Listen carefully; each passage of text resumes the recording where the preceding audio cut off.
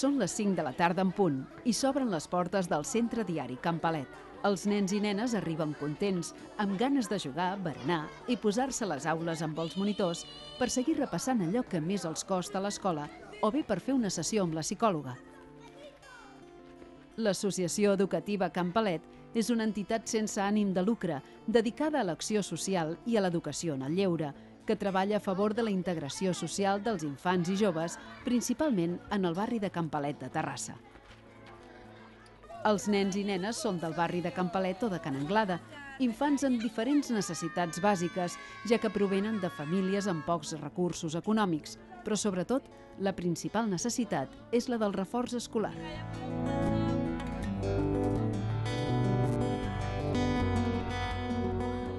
L'esplai es financia amb els suports del programa Proinfància de la Fundació La Caixa, l'Ajuntament de Terrassa i la Diputació de Barcelona.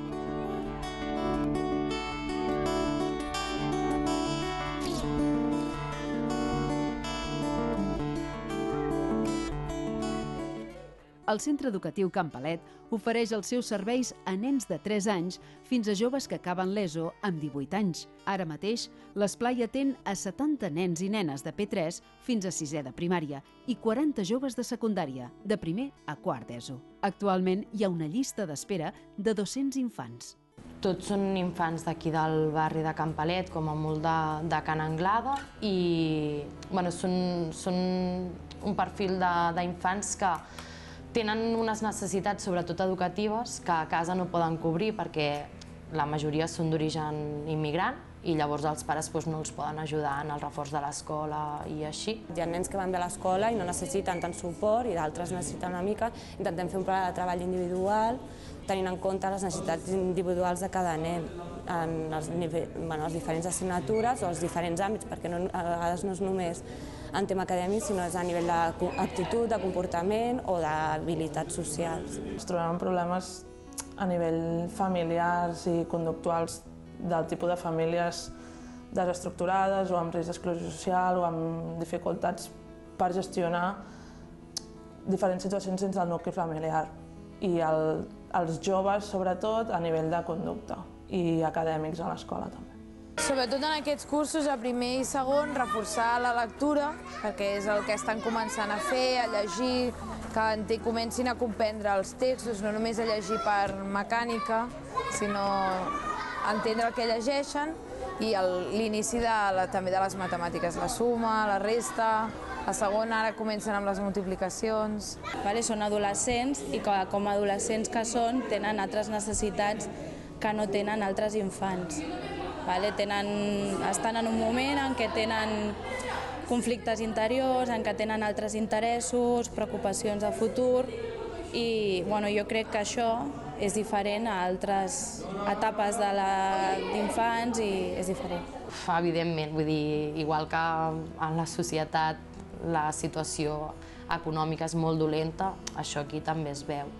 Els infants que venen aquí, no tots, però sí que tenen una situació a casa dolenta econòmicament, perquè els pares fa molt temps que estan a l'atur o cobren una prestació i ja està. Llavors això és una cosa que se suma a tot l'altre. Necessitats que et pots trobar així són pics de necessitats. A vegades passen temporades que no tenen absolutament cap necessitat i llavors et trobes que tenen necessitats més... que té una necessitat bàsica no coberta i has de córrer a cobrir-la o sobretot treballo molt en xarxa amb Càritas parroquial, d'aquí depenem de la parròquia.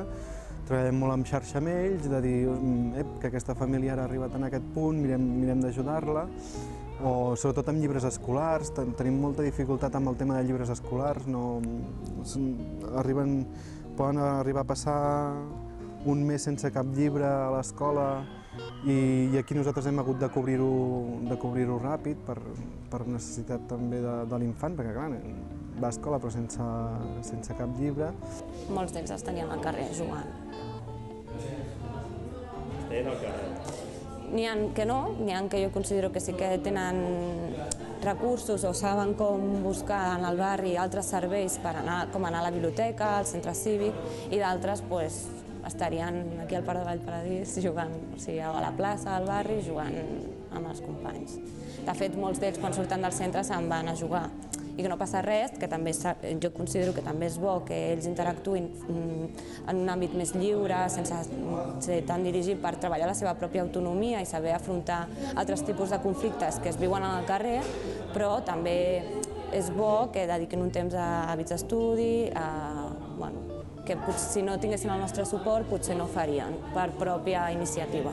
Moltíssima gent ha tret molts estudis dient que l'educació era la millor arma per ser ciutadans de ple dret i tenir un futur digne, i nosaltres hi creiem i vam apostar des de fa 5 anys cap aquí que nosaltres havíem d'educar, i educar i formar, sobretot formar i ensenyar. I fem un treball preventiu, bàsicament. Nosaltres estem donant eines a aquests infants perquè puguin arribar el que ells vulguin, aspirin, i amb igualtat de condicions com qualsevol altre ciutadà de Terrassa i de Catalunya i d'Europa. Llavors, bàsicament la nostra feina és aquesta. A veure, nosaltres en principi el funcionament és 50%, 50%. Intentem que les dues coses tinguin el mateix pes. Sí que és veritat que una de les coses que hem detectat és que per les famílies els hi preocupa molt el tema del reforç escolar i necessiten... Elles veuen que els fills tenen aquesta necessitat i llavors els agradaria que potenciéssim molt més aquesta part, però nosaltres també creiem que és molt important la de les habilitats socials. Llavors, la idea és que anem combinant i es fa 50 i 50. S'intenta treballar molt veient a cada grup, és a dir, no fem una programació estàndard per tots els grups, sinó que la necessitat de cada grup, quan l'anem veient, es programen les activitats o es fan dinàmiques adreçades al grup en concret. La Carla, psicòloga de l'Esplai, atén a 15 infants i 15 famílies amb una hora quinzenal. Es treballa en xarxa amb els educadors, escola, famílies o serveis socials.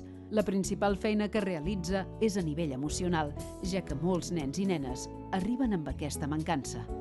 A nivell emocional sí que fem un treball bastant important perquè a casa potser no tenen el recolzament que necessiten i sí que a nivell emocional alguns sí que necessiten més ajuda o més suport. No tenim a nivell de trastorn mental i així, hem tingut algun cas, ara mateix no en tenim cap. A vegades, com que les famílies no han rebut el suport emocional que necessiten a la família, llavors aquí, sobretot amb els més petits, intentem treballar el reconeixement i expressió de les emocions. Primer de tot, que aprenguin a reconèixer quines emocions hi ha i quan estan sentint cada una, què significa quan es senten d'una manera concreta, què vol dir allò i com ho poden expressar, perquè a vegades es senten d'una manera però no saben com expressar-ho.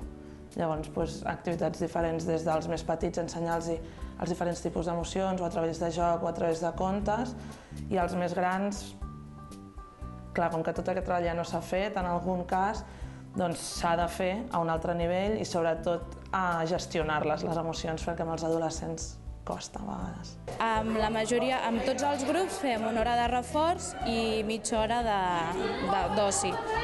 Pugem a dalt, al pis de dalt, poden berenar, fem jocs, temps lliure, xerrem, és com una estona on ells poden descansar, escoltar música, jugar i berenar. Jo els dic quins objectius m'he marcat a treballar amb cada infant i com ho faig jo des d'aquí, i en alguns casos, si ells no saben com fer-ho, els oriento, els dono algunes pautes perquè el treball que jo faig aquí cada 15 dies tingui una continuïtat al dia a dia a dalt, a l'aula amb l'infant.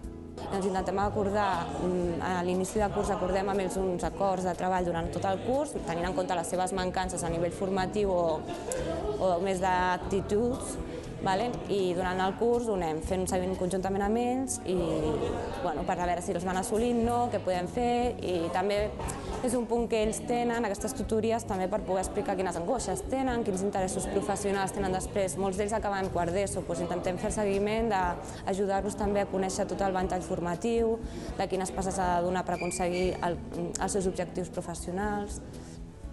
És una mica donar un acompanyament en el seu procés acadèmic i també personal d'aquesta etapa que considero que per ells és complicada. És una etapa de molts canvis, l'adolescència.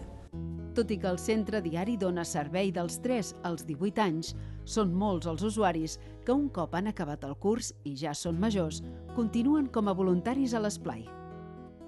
Quan hem tingut nens que han arribat a quart d'ESO i en principi ja no continuen, veus que tenen la necessitat de venir aquí, que porten molt temps venint i que és cada dia i llavors tenen el que dèiem abans, el vincle aquest i necessiten venir. Els infants, per exemple, els joves que l'any passat van acabar quart d'ESO, els tenim cada 2 per 3 aquí donant voltes. Ahora ya he terminado porque ya soy mayor de edad y vengo aquí nada más para estudiar, para practicar el catalán y el castellano, que me cuesta un poco, y para ayudar por si necesitan alguna cosa. Gracias a ellos pues he aprendido muchas más cosas que en el colegio no tardarían más para enseñarme y me ha ido muy bien. Aunque sea inmigrante, a mí aquí como que no he tenido ningún problema. Me he integrado rápidamente, he aprendido rápido la lengua y no me ha costado.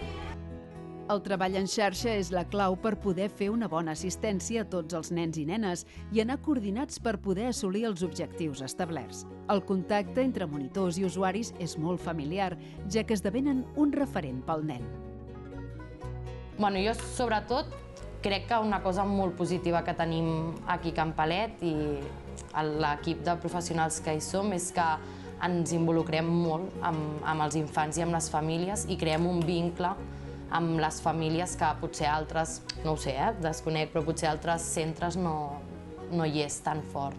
Llavors, és això, a part de ser un lloc on poden venir a fer deures i jugar, és com un referent que tenen tant les famílies com els infants, en qualsevol cosa que necessitin, saben que aquí poden venir i els intentarem ajudar. Si no podem, buscarem alguna manera de que els ajudi. Me lo dijo la asistenta social y al niño le encantó, porque además viene muy a gusto. Le gusta ir al colegio y le tengo que decir, si no te portas mal, no te llevo.